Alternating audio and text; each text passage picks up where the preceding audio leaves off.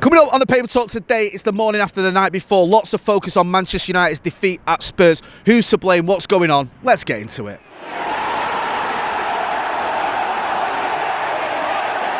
Jay here for Stretford, Paddock. This is the Paper Talk. As you can see, I'm outside Old Trafford and it is absolutely freezing. Schoolboy error, not bringing me Parker. If you've got a Parker, put it on because it's colder than it looks. Loads of stories to get through, many of them focusing on the morning after the night before. A lot of attention still on that Spurs defeat. Yet another defeat for Rashford and Antony from Manchester United. I think we're down to, 15th is it now in the Premier League? Somewhere near the bottom half of the table. I'll be honest with you, I've stopped looking.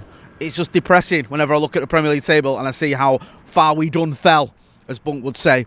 Rashford and Antony said himself that he knows the job here is so hard. The job here is so hard. I think that was one of his post-match comments. He was talking after the match, of course, obviously about the difficulties you've got. Now, we know Manchester United have got a lot of injuries. I do sympathise with the manager on that front. You saw the bench yesterday. I think the average age of the bench was 19.3 years, and that was bumped up by Victor Lindelof, who's in his 30s.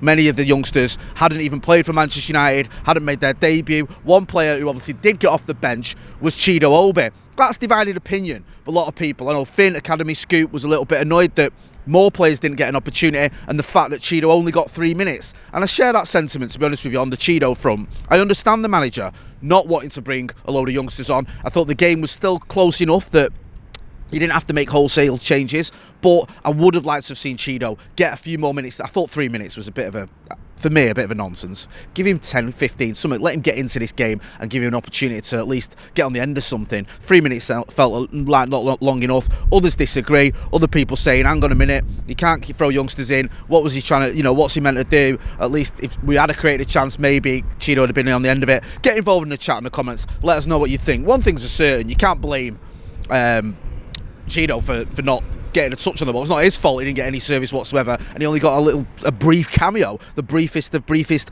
cameos. Now, Gary Neville was talking about Rashford and Antony, and he said the best thing about him so far has been his press conferences. Obviously, Rashford and Antony in press conferences has been very impressive. Now, that might sound a little bit harsh, but we have to be honest, the results haven't been great. We've had some good ones. The result at Anfield, the result at the Etihad, the result at the Emirates, of course, one or two others too. But by and large, especially in the Premier League, the results have been bad and the performances haven't been great. Now, the big question is, how many transfer windows is it going to take to fix it? We know that Rashford and Antony is going to need to bring in his own players. He's going to have to make some more signings. So far, the only signings he's made are Aidan Heaven, who's obviously one for the future, and Postecoglou, who's looked okay since he's come in, to be fair, the kid. It's not easy coming into a Manchester United team, especially a Manchester United team that is struggling like this one, but you can see some good traits in Postecoglou, and he fits into this system. Now, there's been a couple of articles on yesterday's game. There was an interesting one in the MEN, I think it was Tyrone Marshall, who was writing about the sort of more like an opinion piece, really. But he was looking at the goal and other parts of the game yesterday, and it wasn't just one error. When we were doing the watch along, I know Scotty pointed out he thought Onana could have done better, but Tyrone's looking at it and he's saying, look, Delo doesn't get close enough to Son, De Ligt doesn't react quick enough. There's quite a few things going on there when Maddison obviously steals in. So I've not watched the goal back. I can't bother putting myself through that. But it does feel like it's again one of those like almost a comedy of errors, and it's not just one person who's responsible. It's a team calamity, if you will, and it is really disappointing. On the other end of the pitch, you can look at it and you can go, look, Alejandro Garnacho should have scored. He had a very good opportunity, probably the best opportunity of the game, fell to Alejandro Garnacho, and he blazes it over. So it's not a great performance from Manchester United, and these are the issues that Rashford and Antony's got to fix, and obviously he has to fix it with the players that he's got at his disposal, and at the minute he hasn't got enough. Now, he's getting no sympathy from Ange Postecoglou. Ange Postecoglou was asked about injuries, and he sort of mentioned the fact that United have had to deal with this for a brief period of time, which isn't true. We've had injuries all season, whereas he's had to deal with it for months, and he said something like he doesn't remember getting a sympathy card off other managers when he was going through his injury problems. Now look, I don't expect Ange Postecoglou to feel sorry for Manchester United, and nor do I want him to, but anyone can see that the injuries are scuppering us. You've got players, not just a bench full of youngsters, but Casemiro doesn't usually start for Manchester United anymore. He's barely got games under Rashford and Antony. He has to start. He has to play almost the entire game because we've got no other options, which shows you where we're at. To lose Ahmad was obviously devastating. You lost Kobe Mainoo, you've lost a guy as well. Lisandro Martinez is a big loss to this team. Well, don't even get me started on the likes of Luke Shaw and Mason Mount, who have almost become forgotten men. But if they were both fit, there's a good chance they'd both be starting for Manchester United. So you've got this injury crisis. You've got a manager who is struggling. I'm not saying we should turn this manager. You've got to back him. He's got to have some transfer windows. But we're in a bit of a blame game at the minute where people are pointing fingers, including at this lot, Ineos and the Glazers. People looking at what is going on there and saying, well, they need to sort it out. I mean, could they have backed the manager a bit more in the January transfer window? I don't know. PSR and all that jazz. But they need to back him properly in the summer transfer window. Otherwise, Manchester United are going to be in all sorts of trouble next season, and that is a massive concern.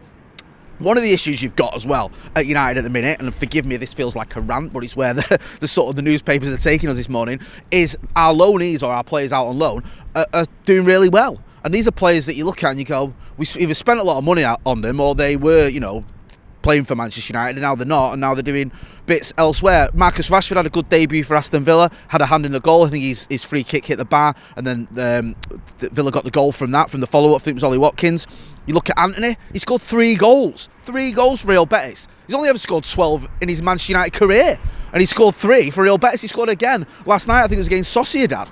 So he's smashing it. I even saw an article that was saying, if you wanted to, I think the minimum time we could bring him back would be the 22nd of February or something. I think you have to give him 28 days. I don't think that's going to happen, to be honest with you. We saw what Antony was doing here at Old Trafford, and he certainly wasn't smashing it like he is at Real Betis. But you can see how it just feels a bit depressing at the minute. It's like everything's going wrong. The team's not performing. Injuries are piling up. The players we've sent out on loan look like they were all rejuvenated. It's been very, very difficult. A difficult period for Manchester United and a difficult period for Ruben Amorim. Now, I do think this manager's the right man. I know it sounds a little bit silly to even be talking about that, but I've seen a lot of stuff online. We saw it in the comments last night. I do worry with Ineos.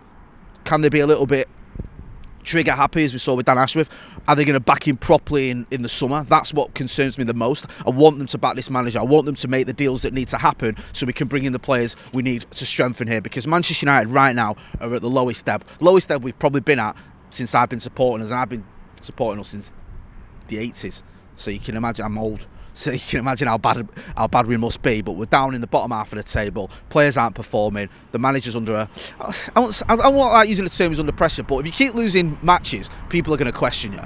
They are, and that's what's happening a little bit now. We're seeing it. So we need to see some good results. We've got some games coming up. Some of them are winnable. I think next up is it Goodison, a trip to Goodison, Everton away. That's a tricky one. They're rejuvenating under David Moyes. We've also got a home tie against Ipswich coming up. We've got Fulham in the FA Cup. Leicester away is not far away as well, which is a useful one because we always seem to beat Leicester, which is handy. I wish we could play them every week. But we've also got Arsenal at home, not far on the horizon. There's some tough games coming up, man, and we need to fix up. Hopefully we can get some players back from injury. Hopefully, that's not a word. Hopefully the players that we've got can start performing, and we can even see maybe a few more minutes for some of the youngsters, because we have got some very talented youngsters here. We don't want to see them all thrown in, but you do want to see them being given an opportunity when it's needed. I'm going to leave it there.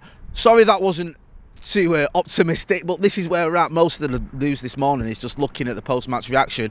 Who's to blame? What's going on? How can it be fixed? Big questions. Going to be back later on. We're going to have the Paddock podcast, so make sure, if you're not doing so already, you are hitting like, share and subscribe. I'm going to go and warm my hands because my fingers are absolutely frozen. Thanks for watching.